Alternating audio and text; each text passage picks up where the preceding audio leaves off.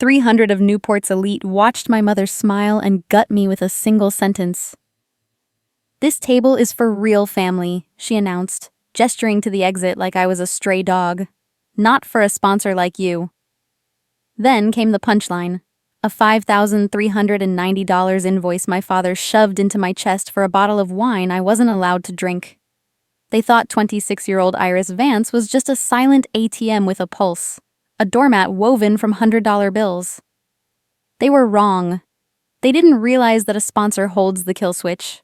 They didn't know that within hours the credit cards would freeze, the smart locks would seal, and their entire curated existence would be deleted with one tap of my finger.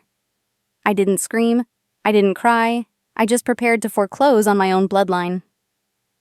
The destruction didn't start with a bang, but with a whisper. The air inside the Vanderbilt estate was thick enough to taste, heavy with the scent of imported orchids and the silent, unspoken rules of Newport's elite. I adjusted a crystal flute on the head table, my fingers moving with the precision of a surgeon, though my heart was pounding a frantic rhythm against my ribs. This wasn't just a party. It was a $45,000 production, funded entirely by my bank account, designed to celebrate 48 years of a marriage that looked perfect only from a distance. I smoothed the silk of my evening gown, a deep emerald piece I'd bought specifically for tonight. $800, an investment in belonging. I wanted to blend in, to look less like the daughter who managed the logistics, and more like the daughter who belonged at the table. "Excuse me, dear." An elderly man with kind eyes and a trembling hand gestured to his neck. "My tie seems to have given up on me." I smiled, the first genuine expression I'd worn all evening. "Let me help you with that." I stepped closer, my hand steady as I fixed the knot. For a moment, the tension in my shoulders eased. Kindness is a currency that never devalues, even if my family doesn't trade in it. "Thank you," he said, patting my arm. "You're very kind." I turned back towards the kitchen, feeling a fleeting sense of warmth. Until I saw her. Meredith Vance, my mother, stood in the doorway, her gaze sweeping over me with the clinical detachment of a health inspector finding a violation. She didn't say hello. She didn't smile. She just stepped into my personal space, her voice a harsh whisper that cut through the ambient jazz. "Iris, what do you think you're doing?" I blinked, confused. "I'm making sure everything is perfect, Mom. The centerpieces... You're confusing the guests," she interrupted, her eyes narrowing at my dress. "You look like you're trying to outshine Portia. Go change.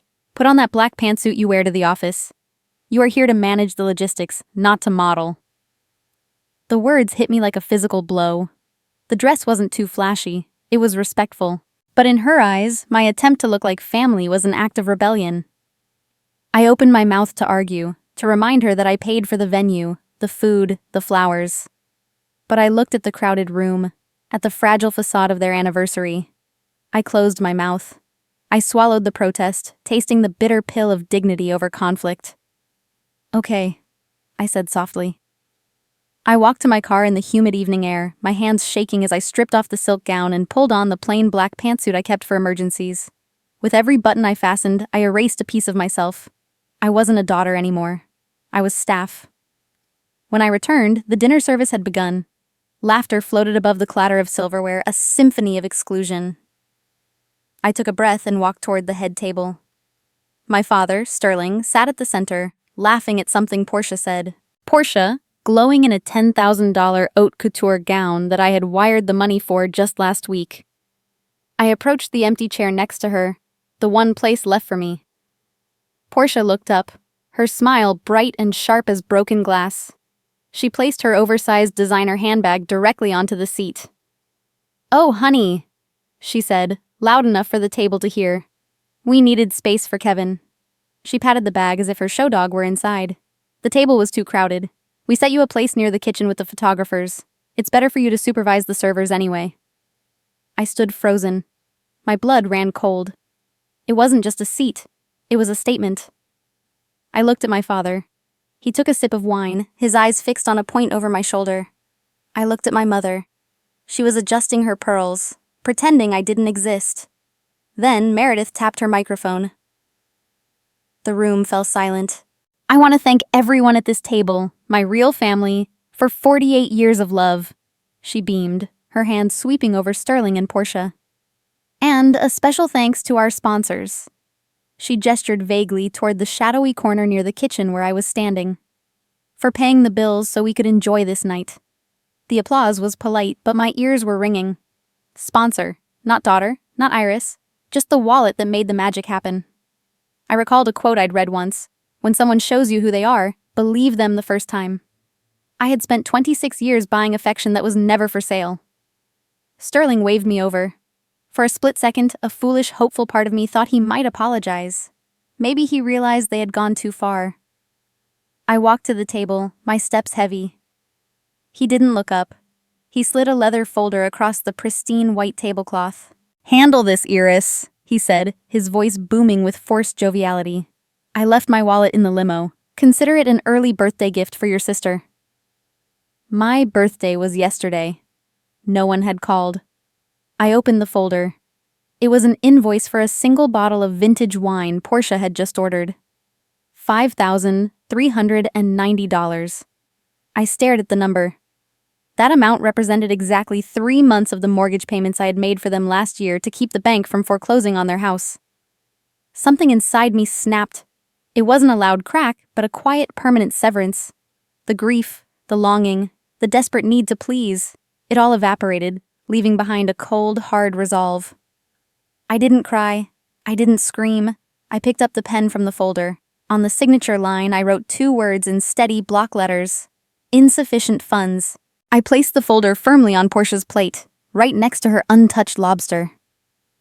"The one who drinks the wine pays the bill," I said, my voice calm, level, and cutting through the silence at the table.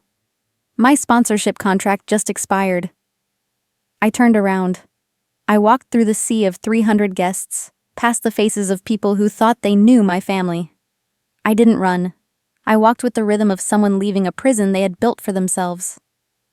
The silence of the night air was sudden and absolute, a physical weight that pressed against my chest as I walked toward my car. I slid into the driver's seat of my Lexus LC 500, the leather cool against my skin. I didn't start the engine immediately. I just sat there, gripping the steering wheel until my knuckles turned white, staring at the lit-up mansion in the rearview mirror. It looked like a golden cage, and for the first time, the door was open. Rain began to tap against the windshield, blurring the lights of the estate into jagged streaks of yellow and white. It felt appropriate. The world outside was crying, so I didn't have to. Sponsor. The word echoed in the small cabin, louder than the rain. It wasn't a pet name. It wasn't a joke. It was a definition. To Sterling and Meredith Vance, I wasn't a daughter. I was a venture capital firm with legs. I was a resource to be mined until the vein ran dry. I thought about the little girl inside me, the one who had spent decades paying for vacations I wasn't invited to and degrees I didn't earn, just to hear a single "good job, Iris." I whispered a quiet goodbye to her. She couldn't survive this. She was too expensive to keep. A quote I'd read somewhere surfaced in my mind, clear as a bell. Don't try to buy a seat at a table where you're on the menu. Have you ever paid a price so high for love that you went bankrupt before you realized the account was empty? I reached into my purse and pulled out my phone. The screen glowed with a cool blue light, illuminating the tear track I hadn't realized was on my cheek. I wiped it away. That was the last one. I opened the Chase Private Client app. My Face ID logged me in instantly. The numbers on the screen were substantial. A testament to my own work, my own investments, my own sleepless nights building Vance solutions. I navigated to the Manage Cards section. There they were. The authorized users: Sterling Vance, Meredith Vance, Portia Vance. They looked like names on a roster, a payroll. I tapped Sterling's name first. My finger hovered over the red text, lock card. For a second, hesitation flickered. This card bought his blood pressure medication. It paid for the gas in his Mercedes. But then I remembered the invoice on the table, the $5,390 bottle of wine he ordered while treating me like hired help. I tapped lock. Then remove authorized user. Confirm. I moved to Meredith. Lock, remove, confirm, then Portia, the sister who needed extra space for her handbag where my body should have been. Lock, remove, confirm. I wasn't done. I went to the Scheduled Transfers tab. Tomorrow was the 15th. The recurring ACH transfer was queued. $12,500. Mortgage payment / Vance estate. I swiped left. Cancel recurring payment. Below that was another line item. $4,000. Consulting fee / Portia Vance. A stipend I paid her to consult on social media for my company. A job she never actually did. Cancel. A notification banner slid across the top of the screen. All linked cards have been suspended. Future transfers canceled. I exhaled a long, shaky breath that fogged up the window. It didn't feel like revenge. It felt like a surgical procedure. I had just cut out the tumor that had been draining the life out of me for years. Under U.S. banking regulations, as the primary account holder, this was entirely my right. I wasn't stealing. I was simply closing the vault. I set the phone on the passenger seat and finally pushed the ignition button. The engine roared to life, a deep, powerful growl that vibrated through the floorboards. Just as I shifted into drive, the phone screen lit up. Transaction declined. Vanderbilt Catering. $45,000. I stared at the notification. They had tried to run the card. Inside that banquet hall, I knew exactly what was happening. The polite smiles of the guests were likely faltering.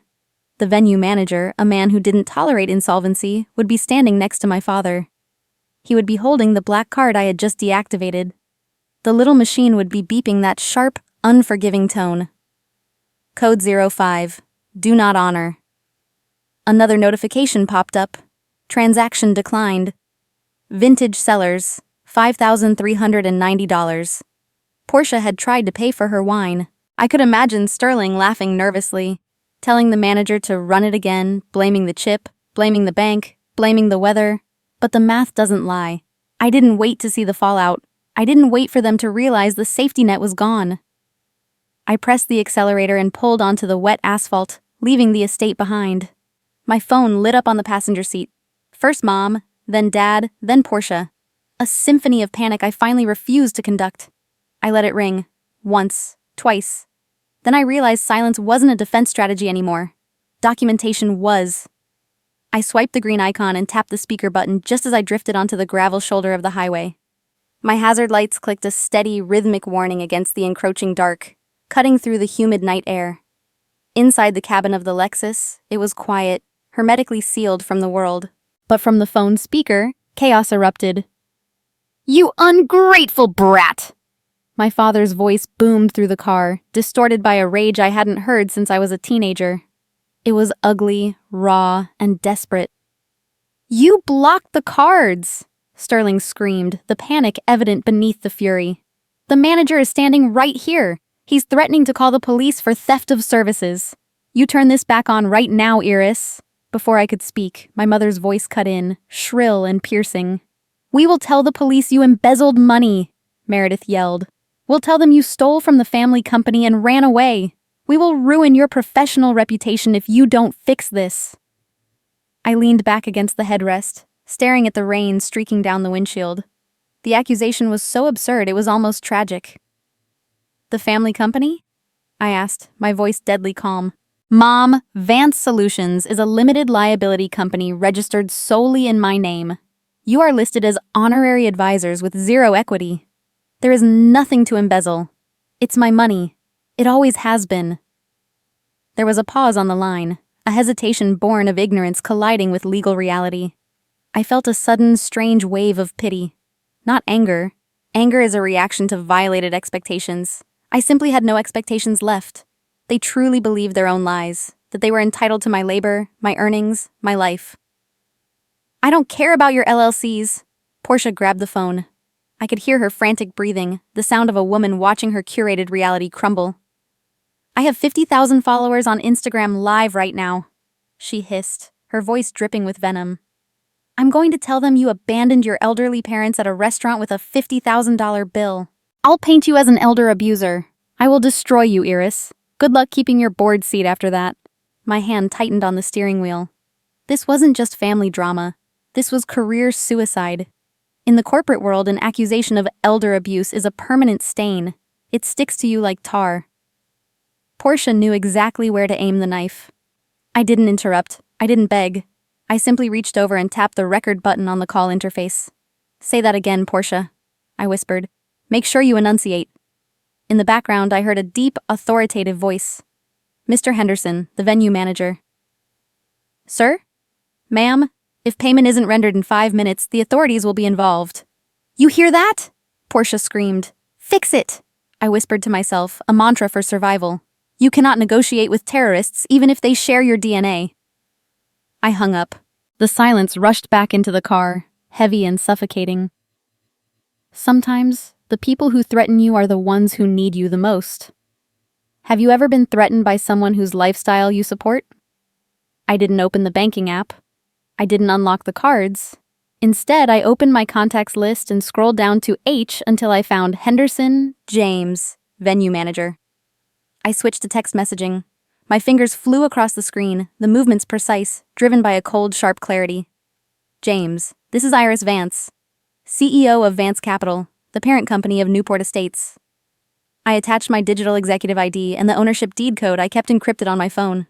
The party guests currently causing a disturbance are in violation of Clause 4, Conduct Policy. Dissolve the event immediately. I hesitated for a fraction of a second, my thumb hovering over the send button. This was the final severing. Escort them off the premises. Do not arrest them. Just remove them. I don't want a scandal at my property. I hit send. Inside that banquet hall miles away, I knew exactly what was happening. James Henderson would be looking at his phone. He would see the name. He would check the code. His demeanor would shift from annoyed with a deadbeat customer to terrified of the boss. I imagined him walking up to Sterling.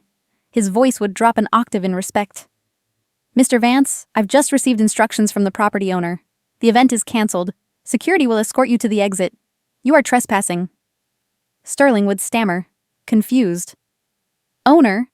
Who is the owner? And Henderson would look at the phone, then at my father, and deliver the message I hadn't spoken aloud. Miss Vance, she says to tell you, real family respects property rights. I watched the GPS dot of my parents' location on my Find My app. It lingered at the estate for 2 minutes. Then it began to move toward the exit. I hadn't just kicked them out of a party. I had evicted them from my life. But silence is heavy, and as I pulled back onto the road, a notification from an old friend proved that the noise was far from over. I needed somewhere to stop. Somewhere that didn't smell like rain and rejection.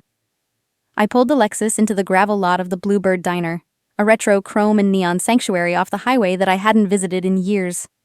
Inside, the air smelled of roasted coffee and cherry pie, the scent of normalcy. I slid into a booth in the back, away from the windows, and ordered a black coffee. My hands finally were steady. My phone buzzed on the Formica table. The screen lit up. Leo, exec chef. Leo wasn't just the executive chef at the estate. He was the reason I ate decent meals during my college years when my parents forgot to send grocery money. I picked up. Leo. Iris. His voice was breathless, low, like he was huddled in a walk-in freezer. Henderson told me what happened. I'm so sorry. Listen, I grabbed something before security cleared the kitchen. You need to hear this. A file transfer popped up on my screen. audio_kitchen_feed_1800.mp3. You're the most generous person I know, Iris, Leo said, his voice thick with emotion. Don't let them make you think you're the villain in this story. I put in my earbuds and pressed play. The recording was grainy at first, the clatter of pots and pans, but then my mother's voice cut through, clear as a bell. It was recorded 30 minutes before the party started. Don't worry about the bill, Sterling, Meredith said, her tone dismissive. We'll guilt Iris into paying. We always do. She's desperate for a pat on the head. There was a pause, the sound of glass clinking. Then my father spoke. And next week? The bank is calling about the equity line. Next week, Meredith continued, we make her sign over that New York penthouse deed. We'll say it's for tax purposes to protect the family assets before we cut her off completely. She's served her purpose. I stopped the tape. I didn't feel the sting of tears this time. Instead, I felt a weight lift off my chest, a burden I hadn't realized I was carrying. The guilt, That nagging biological imperative that told me I was a bad daughter for leaving evaporated.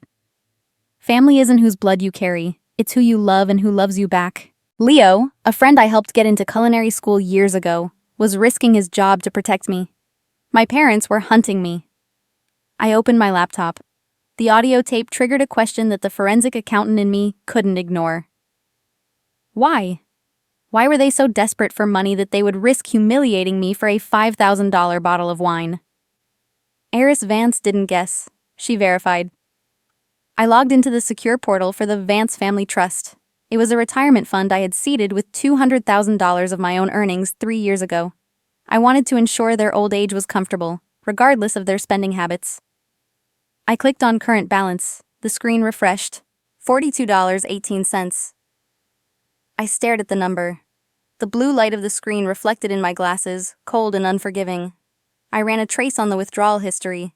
I expected to see medical bills, maybe hidden gambling debts. But the destination of the funds was far more pathetic. Wire transfer. Porsche Vive _crypto _wallet. Wire transfer. Lux Life Ventures, LLC. Portia. She had scammed her own parents. She had convinced them to drain their safety net to fund some get-rich-quick crypto scheme or a vanity business that obviously failed. And they let her do it. They handed her the keys to the lifeboat I built for them, and she burned it to stay warm for one night. Under U.S. law, specifically ERISA standards and wire fraud statutes, this was misappropriation. But since my parents willingly signed the transfers, manipulated or not, they were complicit in their own ruin. They had chosen their favorite child, and she had bankrupted them. I didn't feel triumph. I felt a profound, hollow sadness. I built you a fortress, I whispered to the empty booth, and you sold the bricks. I closed the browser tab and opened my secure cloud storage. I dragged the audio file from Leo and the PDF of the bank statements into a new folder. I named it The Truth. I took a bite of the cherry pie the waitress had left. It was sweet, tart, and real. I forced myself to eat. I needed the strength. I decided then and there not to press charges immediately. I wouldn't send my parents to jail yet. That was my mercy. But I would preserve this evidence. I would hold it like a shield. I will not seek revenge, I thought, watching the steam rise from my coffee. I will seek severance. If they leave me alone, this evidence stays buried. If they come for me, I will bury them with it. My phone buzzed on the table, vibrating against the formica. A notification from Instagram popped up.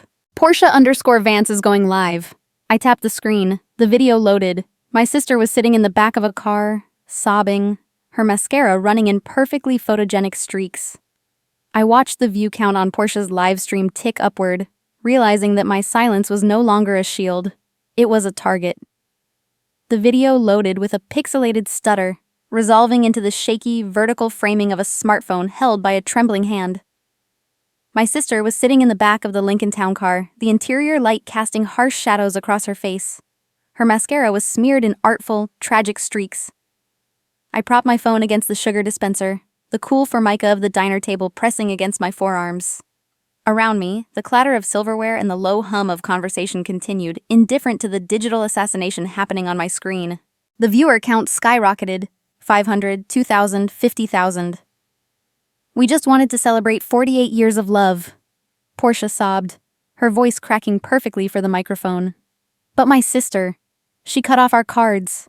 She left our elderly parents stranded on the highway in the middle of the night. Who does that to their own family? The camera panned to my mother. Meredith looked frail, smaller than I remembered, huddled in the corner of the seat. She leaned into the frame, her voice trembling with a performance that chilled my blood. She managed our accounts, Mom whispered. We trusted her. Now the retirement fund is empty. She took everything. I felt the air leave my lungs. It was a masterclass in projection. They were accusing me of the very crime they had committed against themselves. Comments flooded the screen in a torrent of hate. Monster. Elder abuser. Cancel Vance Capital. Someone call the cops. The court of public opinion doesn't wait for evidence. It feeds on emotion, and my family was serving up a feast. I didn't type a defense. I didn't report the video. I simply watched, analyzing their strategy with the detachment of a forensic pathologist examining a crime scene. They were betting everything on my shame. They thought I would pay any price to make the noise stop. "You are burning the bridge," I whispered to the screen, "while you are still standing on it." My phone began to ring. Not a text, not a notification, but a call from a number that made my stomach drop. Charles Sterling, chairman of the board. The personal drama had bled into the professional. I paid my bill, leaving a 20 on the table, and rushed out to my car. The diner felt too exposed, the windows like eyes watching me. "Mr. Sterling," I answered, keeping my voice steady.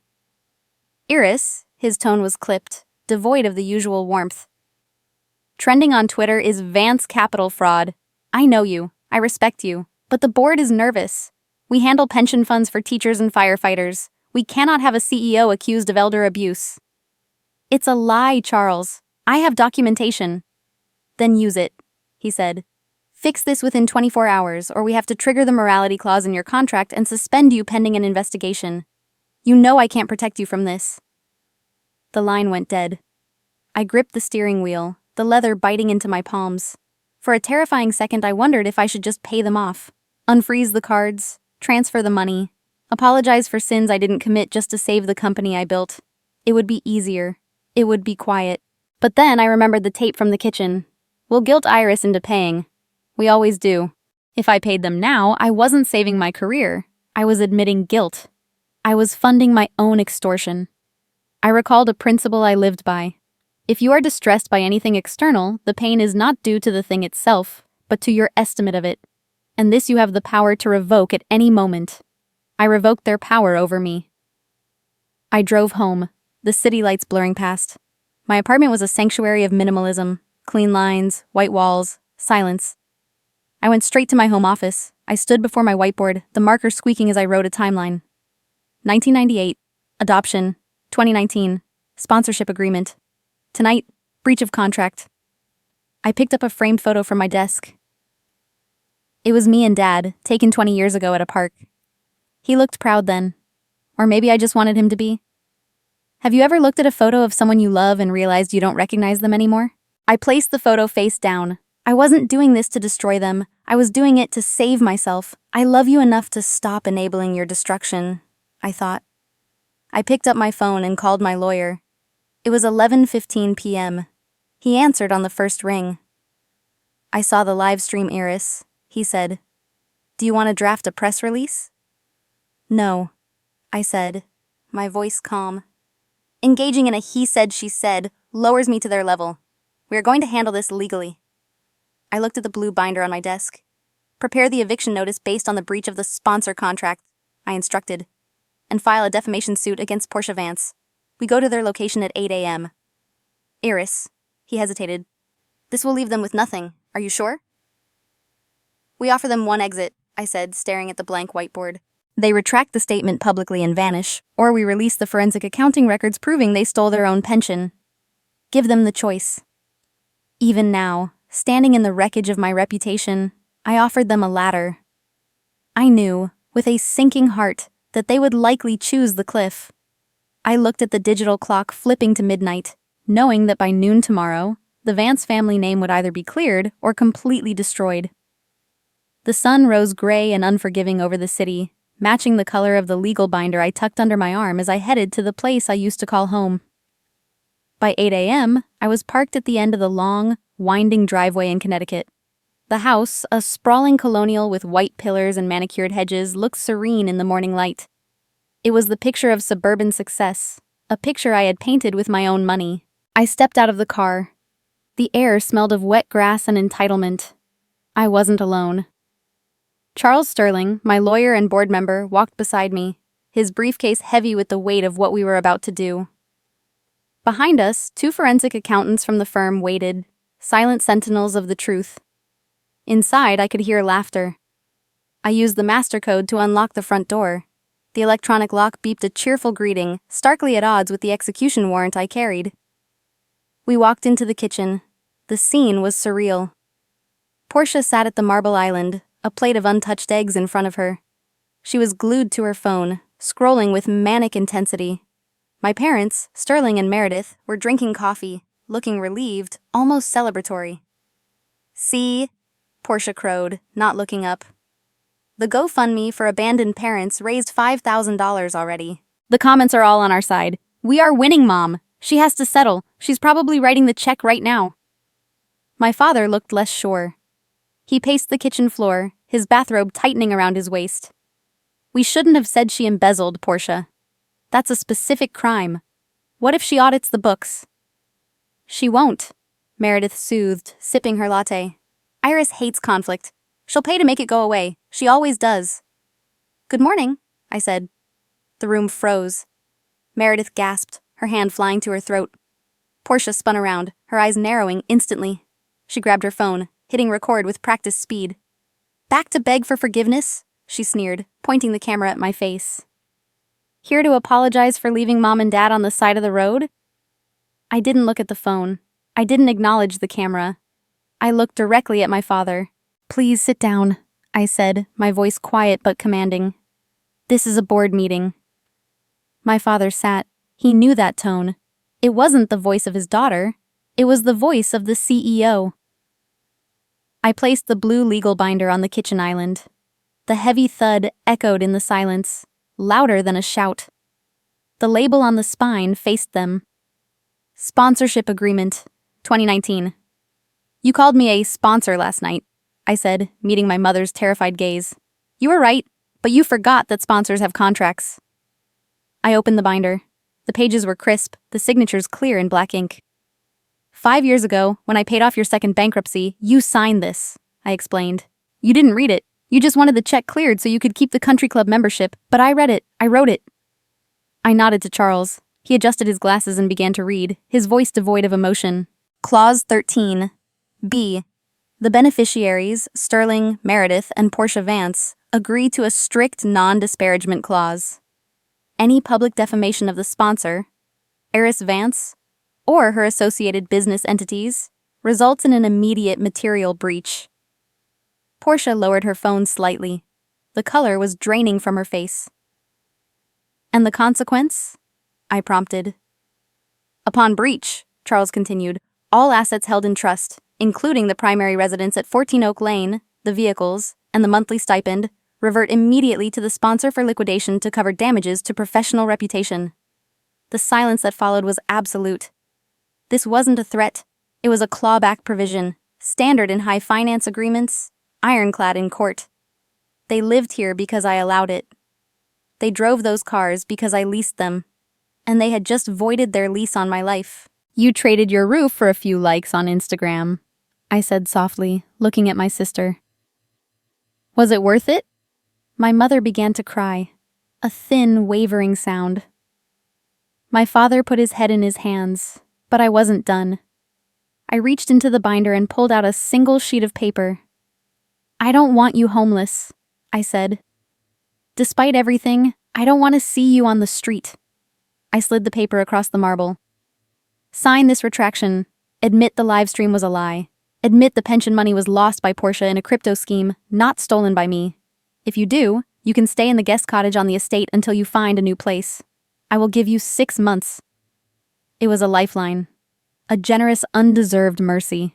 I recalled a quote that had kept me sane. Mercy is not weakness. It is the power to punish. Withheld. Sterling reached for the pen. His hand shook. He looked at the document, then at me. I saw the desperate hope in his eyes. He wanted to save himself. No! Portia slapped the pen away. It skittered across the island and fell to the floor. She's bluffing! Portia screamed, her face twisted and ugly. The internet loves us. We are victims. We won't sign your lies, Iris. You can't kick us out. I looked at my parents. The pen lay on the floor between us. My father looked at the pen, then he looked at Portia. He looked at the daughter who had bankrupted him, lied for him, and now doomed him. He didn't pick up the pen. He sat back, his shoulders slumping in defeat. He chose the lie. He chose her. Again. A profound sadness washed over me, but it was clean. It was final. Okay, I said. I closed the binder with a snap. Then the eviction proceeds. You have 24 hours to vacate the premises. I turned to leave. Iris, wait! My mother called out, her voice shrill. Goodbye, Mom, I said, walking toward the door. I walked out of the house I bought, leaving behind the family I couldn't afford to keep, knowing that the only thing left to do was to turn off the lights. The countdown began the moment the door clicked shut, but Portia had one last desperate move to make before the screens went black. 24 hours later, the driveway of the Connecticut estate, my estate, had transformed into a circus of vanity. From the silence of my new downtown office, I watched the security feed on my monitor. It was like watching a silent film of a tragedy I had written, but refused to star in. News vans idled on the street, summoned by Portia's frantic press releases. She stood by the wrought iron gates, wearing a designer dress that looked suspiciously like the one she claimed she couldn't afford to replace. She was screaming at a tabloid reporter, her gestures wild and theatrical. "She's throwing us on the street," Portia yelled, her mouth moving in sync with the audio feed I had unmuted. "I'm going to chain myself to this gate. Bring the cameras closer. The world needs to see this cruelty." Behind her, the front door of the house stood open. Inside, amidst a chaotic sea of cardboard boxes, my father sat on a packed crate. Sterling Vance looked 20 years older than he had yesterday. He held his head in his hands, staring at the floor. "Portia, stop," he whispered, his voice barely audible over her shrieking. "We signed the contract. We broke the clause. It's over." Portia didn't even turn around. "No! The internet is on our side. I just need one more viral moment to force her hand. She'll crack. She always cracks." I leaned back in my chair, the leather cool against my spine. My new office was empty, clean and silent. There were no ghosts here. No echoes of childhood insults. Just the hum of the server and the view of the city skyline. I zoomed in on the feed. My father looked up, his eyes landing on a framed photo of me as a child that Meredith had left on the mantel. He reached out, touching the glass with a trembling finger. I saw tears. I saw regret. For a heartbeat, my hand hovered over the phone. I could stop this. I could call security off. I could let them stay. Then I remembered the quote that had become my armor. Regret that comes only after consequences is not repentance. It is self-pity. He wasn't crying because he lost his daughter. He was crying because he lost his lifestyle. I felt a wave of sadness wash over me, heavy and gray, but I did not reach for the phone. I reached for my laptop. The clock on the wall ticked over. The deadline had arrived. I opened the command terminal for the estate's smart home system. It was a technological nervous system I had installed to keep them safe, to keep them comfortable. Now, it was the gavel. I typed a single command. Execute shutdown protocol alpha. My finger hovered over the enter key. This was it. The final severing of the umbilical cord that had strangled me for decades. I pressed the key. On the security monitor, the effect was instantaneous. Outside, Portia was mid-sentence, holding her iPhone up to live stream her defiance. Suddenly, the screen went black. She tapped it frantically. She shook it. It was a brick. The family data plan, the device leases, the cloud access, all terminated. Inside, Sterling pulled out his iPad, likely checking for a hotel room or a line of credit. The screen flickered and died. Meredith, standing by the window, looked down at her smartwatch. It was dark. Then came the message. I had programmed the 85-inch smart TV in the living room to flicker to life one last time before the power cut. It was the only light left in the house. The screen glowed with a stark white text against a black background. Sponsorship agreement terminated for cause. My family froze. They stared at the screen. Remaining debt, forgiven, $245,000. I watched their faces, confusion warring with relief. They expected a bill. They expected me to sue them for the stolen pension, for the legal fees, for the years of leeching. Current balance, $0. This was my final act of mercy. I didn't leave them with debt. I wiped the slate clean. I gave them a zero balance instead of a negative one. It was the ultimate act of high road justice. I wasn't destroying them. I was setting them free from the delusion that I owed them anything. Status, goodbye. The TV went black. A second later, the smart lights in the hallway died. The Wi-Fi router lights blinked out. The security cameras cut to static, one by one. They were left in the physical and digital dark. I closed my laptop. The screen reflected my own face. calm, tired, but clear-eyed. An hour later, I stood on the balcony of my office. The city noise was a distant hum below, a reminder that the world kept turning regardless of who sat at the Vance family table. The wind blew my hair back, cool and cleansing. The color of the skies shifted from the cold blues of morning to the warm, golden tones of noon. My personal cell phone buzzed. It was a text from Leo. They left. It's done. You okay? I looked at the message. Was I okay? I had no parents, no sister, no childhood home. I was an orphan by choice. I typed back, I'm not happy, but I am free. I powered down the phone. I popped the back case off and removed the tiny SIM card, the physical chip that connected me to the family plan, to the old number they all knew, to the hotline for their emergencies. I snapped the plastic in half. The sound was sharp, satisfying. I dropped the pieces into the metal trash bin next to the railing. I thought about Marcus Aurelius. The best revenge is not to be like your enemy. I didn't destroy them. I didn't scream. I didn't post a counter video. I simply stopped saving them from the consequences of their own actions. I let gravity take its course. I turned away from the view of the past, from the direction of the house that was no longer my burden. I walked back into my office, toward the large oak desk where a new contract awaited my signature. It was the charter for a charitable foundation dedicated to providing legal aid for victims of financial abuse. I picked up my pen. The ink flowed smoothly as I signed my name, Iris Vance. I used to pay a fortune for a seat at their table, begging for scraps of affection. Now, I would build my own table, and I would decide who was worthy to sit at it. The sun climbed over the skyline, no longer illuminating the shadows of the Vance estate, but shining directly on the blank page in front of me. Some call it walking away, I call it waking up. You simply cannot bankrupt your soul just to keep someone else's lights on. Real family doesn't send you an invoice for their love. I learned that the most expensive thing I ever paid for was the illusion of belonging, and the best thing I ever earned was my freedom. If you've ever had to choose between your bloodline and your peace, tell me in the comments.